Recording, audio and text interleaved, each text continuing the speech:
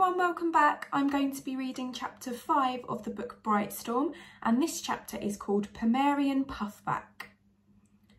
Eudora Vane stared at the 365 outfits in her great dressing room and the 365 pairs of shoes lined up neatly below, one for every day of the year. If only they were good enough. It wouldn't do. Pomelroy Pompelfrey was late with her new set of outfits. Was he going for an award as the most incompetent scene master in London? Incompetent. Incompetent. She ran her fingers across a silk jacket. She couldn't address the Geographical Society board in one of these old things. She needed more funding. There was one thing she was certain of. Sovereigns bred more sovereigns. It wasn't cheap being one of the most envied members of the London Society, and this second expedition would take nearly everything she had. Fortunately, she knew it would be more than returned when she won the race to South Polaris, which she would this time. But it was more than that. She wanted her statue in the Geographical Society's Great Hall of Explorers, the next in the venerable lineage of Vanes. Venerable. Venerable. An insect scuttled out from beneath the pink lounge chair and extended her 4 silver wings. She fluttered them and flew up to land on Eudora's finger. "This won't do at all. I have nothing to wear, Miptera," Eudora said, then calmed her brow and cursed Pompelfrey for making her so cross. Wrinkles were unbecoming. She made a mental note to send someone to retrieve some of that Honeybloom Extinctus, or whatever it was called, that was so good at soothing her skin. Rushed footsteps stomped up the stairs and a bedraggled man burst through the door. He could barely be seen due to the swathes of material in his arms. Just 2 bloodshot eyes with bulging bags underneath and a few tufts of hair on his balding head. 3 days you've had since I rejected your last efforts, Eudora snapped. Miptera took flight and hovered close to Pompelfrey, gnashing her silver mandibles.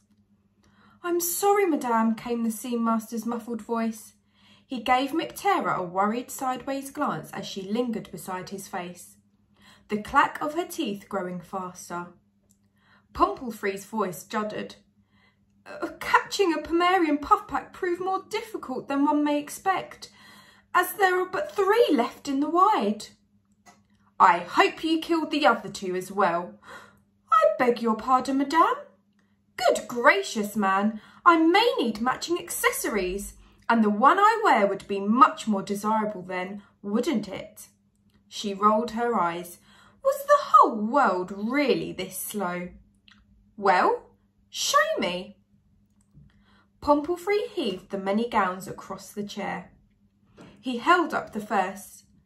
"This is an exquisite silk discovered recently, made by indigenous people of the Eastern Isles, berry dipped and—" "No." He tossed it behind the chair and picked up the next, a lush pink fur. He'd hired 5 extra scene masters to get it right. "No," she said before he could even begin. He picked up the next, a tight-fitting bodice which bloomed out into a trumpet skirt with pink furry hems and cuffs. Pompelfrey's eyes were wide and hopeful. Eudora tilted her head and reached to the plumes, so soft they could barely be felt. "Ah, the Pomelroy." Pompelfrey nodded. She held it up. It matched her tall, elegant silhouette perfectly. The board would give her whatever she wanted. "This one will do." The edges of Pompelfrey's lips curled in a smile. "But the pink needs lightening. See, the shade is out." She held it beside the 365 others. It looked identical to Pompelfrey. "Have the dress back by morning." Pompelfrey opened his mouth to complain, but he knew it was futile, so shut it again. "As you wish, as always." Don't use a tone with me, Pompelfrey. There are hundreds of sea masters in Luntown queuing up for the chance to create for me.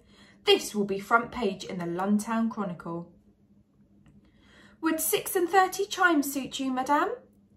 Make it 6 and don't disappoint me, she snapped. Pompelfrey dipped his head and Miptera saw her chance, darting in to bite him on the arm. He yelped and lifted his hand to knock her away, but managed to restrain himself. Now go. You've quite upset Miptera, Eudora said, waving him away. The insect landed on Eudora's shoulder, clacking her teeth triumphantly. As a dishevelled Pompelfrey left the room, another man entered, tall and utterly calm in contrast. He took off his hat and inclined his head respectfully towards Eudora. Smethwick, it's rather late for business. Can't it wait? I'm meeting the board in the morning for the final expedition approval. This you will want to hear. I caught sight of a bird close to the Brightstorm house. She frowned but quickly corrected it. Hardly newsworthy of the Luntown Chronicle, Smethwick. She threw herself back into the pink gowns on the chair. I'm certain it was Ernest Brightstorm's sapient bird, Eudora, the purest white hawk, not a marking on her. Her eyes narrowed. How could it have flown all the way back? When? Not 2 chimes ago. The children got to it first. I thought you'd want to know, he said. Watch them closely and report back to me. Smethwick bowed his agreement and left the room. Thank you for listening to this chapter. I'll hope to see you soon. Bye.